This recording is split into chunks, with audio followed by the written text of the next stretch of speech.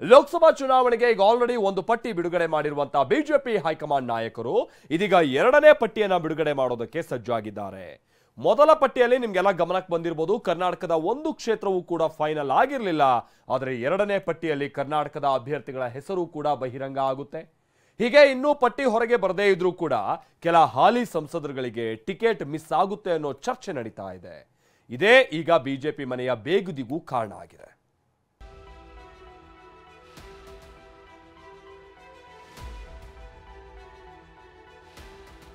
ಹಿಂದುತ್ವ ಇರ್ಬೋದು, ಅಭಿವೃದ್ಧಿ ಇರ್ಬೋದು, ಈ ವಿಷಯದಲ್ಲಿ ನನ್ನನ್ನು ಮ್ಯಾಚ್ ಮಾಡೋರು ಇನ್ನೊಬ್ರು ಯಾರು ಇದ್ರೆ ಹೇಳ್ಬೋದು. ನಿಮ್ಗೆಲ್ಲರಿಗೆ ಗೊತ್ತಿದೆ, ಇವತ್ತು ನನ್ನ ವಿರುದ್ಧನೇ ನಡೀತಾ ಇದೆ. ಬದಲಾವಣೆ ಏನಾದ್ರು ಮಾಡಿದರೆ ಹಾಗೆ ಸದಾನಂದ ಗೌಡರಿಗೆ ಒಂದು ಸಣ್ಣ ನೋವು ಆಗೇ ಆಗುತ್ತೆ. ಈಗ ನಮಗೆ ಟಿಕೆಟ್ ಕೊಡಬೇಕು ಹೊರತು ಬೇರೆಯವ್ರಿಗೆ ಕೊಟ್ಟರೆ ಸರಿಯಲ್ಲ.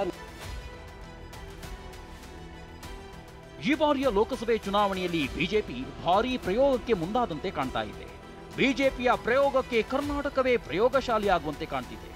ದಕ್ಷಿಣ ಭಾರತದಲ್ಲಿ ಬಿಜೆಪಿಗೆ ತುಂಬಾ ಹೊರಡಂತ ಇರೋದು, ಗಟ್ಟಿ ಬೇಸಂತ ಇರೋದು ಕರ್ನಾಟಕದಲ್ಲಿ ಮಾತ್ರ.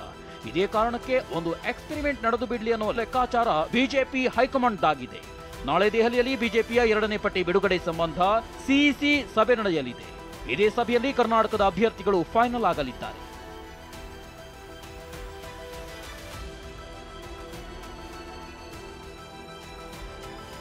ಆದರೆ ಬಿಜೆಪಿ ಹೈಕಮಾಂಡ್ ನಾಯಕರು ಮಾಡಲು ಹೊರಟಿರುವ ಈ ಪ್ರಯೋಗದ ವಾಸನೆ ಮೂಗಿಗೆ ಬಡಿಯುತ್ತಿದ್ದಂತೆ ಇಲ್ಲಿ ರಾಜ್ಯ ಬಿಜೆಪಿಯಲ್ಲಿ ದೊಡ್ಡ ಬಿರುಗಾಳಿಯೇ ಎದ್ದಿದೆ. ಯಾಕಂದ್ರೆ ಹಾಲಿ ಸಂಸದರಿಗೆ ಟಿಕೆಟ್ ಮಿಸ್ ಆಗಿ ಹೊಸ ಮುಖಗಳು ಮುನ್ನೆಲೆಗೆ ಬರುತ್ತೇನಲಾಗಿದೆ. ಬಿಜೆಪಿಯಲ್ಲಿ ಅತಿರಥ ಹಾಲಿ ಸಂಸದರಿಗೆ ಟಿಕೆಟ್ ಮಿಸ್ ಪಕ್ಕಾನ. ಪ್ರತಾಪ್ ಸಿಂಹಗೆ ಟಿಕೆಟ್ ಬಗ್ಗೆ ಬಿವೈವಿ ಅಶೋಕ್ ಅಚ್ಚರಿ ಹೇಳಿಕೆ. ಮೈಸೂರು ಕೊಡಗು ಲೋಕಸಭೆ ಕ್ಷೇತ್ರ ಬಿಜೆಪಿಯಲ್ಲಿ ಸದ್ಯ ಚರ್ಚೆಯಲ್ಲಿರುವ ಕ್ಷೇತ್ರ. ಈ ಬಾರಿ ಪ್ರತಾಪ್ ಸಿಂಹ ಬದಲು ಹೊಸ ಮುಖಗಳಿಗೆ ಟಿಕೆಟ್ ನೀಡಲಾಗುತ್ತೆ ಅನ್ನೋ ಗಾಳಿ ಸುದ್ದಿ ಕೇಳಿ ಬರ್ತಿದೆ. ಈ ವಿಚಾರವಾಗಿ ಮಾತನಾಡಿರುವ ಬಿವೈ ವಿಜಯೇಂದ್ರ, 4 ಗೋಡೆ ಮಧ್ಯೆ ಚರ್ಚೆ ಆಗಿದ್ದನ್ನ ಬಹಿರಂಗವಾಗಿ ಹೇಳಲ್ಲ ಎಂದಿದ್ದಾರೆ. ಇನ್ನು ವಿಪಕ್ಷ ನಾಯಕ ಅಶೋಕ್ ಸಹ 28 ಕ್ಷೇತ್ರಗಳಲ್ಲಿ ಹೈಕಮಾಂಡ್ ನಾಯಕರು ಸರ್ವೆ ಮಾಡಿಸಿದ್ದಾರೆ. ಯಾರ ಪರ್ಫಾರ್ಮೆನ್ಸ್ ಹೇಗಿರುತ್ತೆ ಹಾಗೆ ಟಿಕೆಟ್ ಸಿಗುತ್ತೆ ಎಂದಿದ್ದಾರೆ. ಯದುವೀರವ್ರನ್ನ ನಿಲ್ಲಿಸಬೇಕು ಅಂತ ಚರ್ಚೆ. 4 ಗೋಡೆ ಮಧ್ಯೆ ಏನು ಚರ್ಚೆ ಆಗಿದೆ ನನ್ನ ಹೊರಗಡೆ ಹೇಳೋದಕ್ಕೆ ಸಾಧ್ಯ ಇಲ್ಲ. ಆದರೆ ಉತ್ತಮ ಗೆಲ್ತಕ್ಕಂಥ ಅಭ್ಯರ್ಥಿಗಳನ್ನು ಈ ಬಾರಿ ಎಲ್ಲ 28 ಕ್ಷೇತ್ರಗಳು ಕೊಡ್ತಾರೆ. ಮೈಸೂರದು ಇರೋ ಲೋಕಸಭಾ ಸದಸ್ಯರ ಪರ್ಫಾರ್ಮೆನ್ಸು ಎಲ್ಲ ನೋಡ್ತಾ ಇದ್ದಾರೆ. ಅಲ್ಟಿಮೇಟ್ ತೀರ್ಮಾನ ನಮ್ಮ ರಾಷ್ಟ್ರೀಯ ಸಂಸದೀಯ ಮಂಡಳಿ ಇದೆ, ಅಲ್ಲಿ ತೀರ್ಮಾನವನ್ನು ಮಾಡ್ತಾರೆ. ನಮ್ಮ ಸಲಹೆಗಳನ್ನು ನಾವೆಲ್ಲರೂ ಕೂಡ ಕೊಟ್ಟಿದ್ದೀವಿ. ಆ ಸಲಹೆ ಮೇರೆಗೆ ಸರ್ವೆ ರಿಪೋರ್ಟು ಎಲ್ಲ ತೆಗೆದುಕೊಂಡು ಅವರು ತೀರ್ಮಾನವನ್ನು ಮಾಡ್ತಾರೆ. ಸಂಸದರ ಟಿಕೆಟ್ ನಿರ್ಧಾರ ಮಾಡುವುದು ಜನ. ನನಗೆ ಟಿಕೆಟ್ ಸಿಗುತ್ತೆ ಎಂದ ಪ್ರತಾಪ್ ಸಿಂಹ.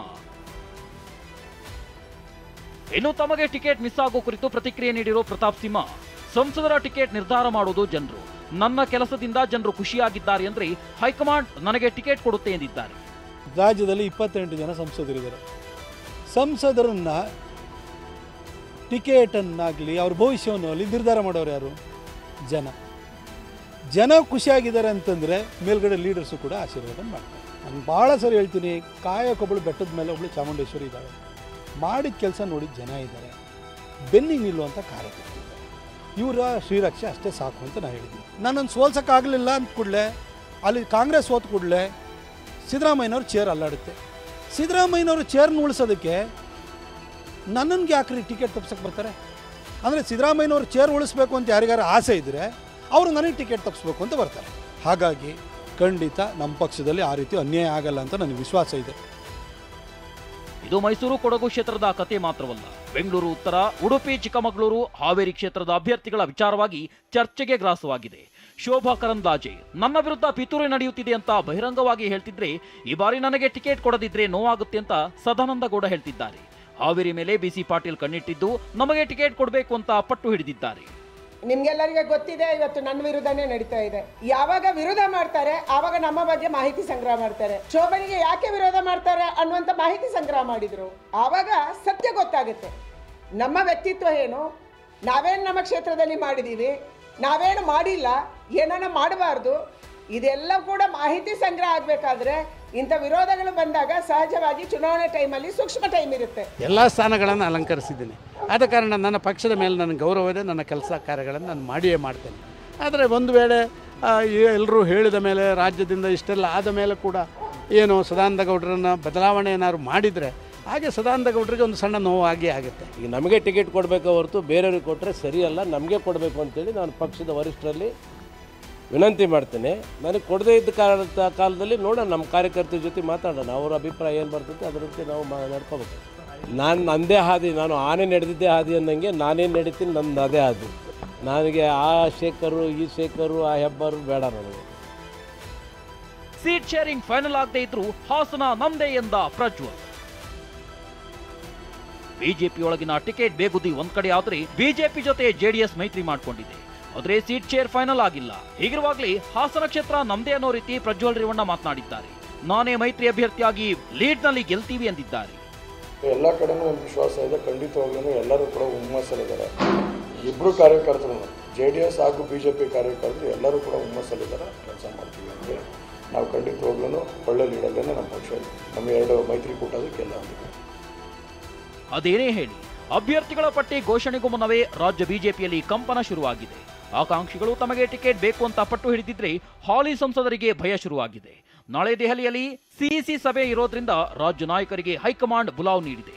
ಒಂದ್ ವೇಳೆ ನಾಳೆಯೇ ಬಿಜೆಪಿ ಎರಡನೇ ಪಟ್ಟಿ ಬಿಡುಗಡೆಯಾದ್ರೆ ಕರ್ನಾಟಕ ಲೋಕಸಭೆ ಅಖಾಡ ಮತ್ತಷ್ಟು ರಂಗೇರಲಿದೆ. Bureau report, TV9.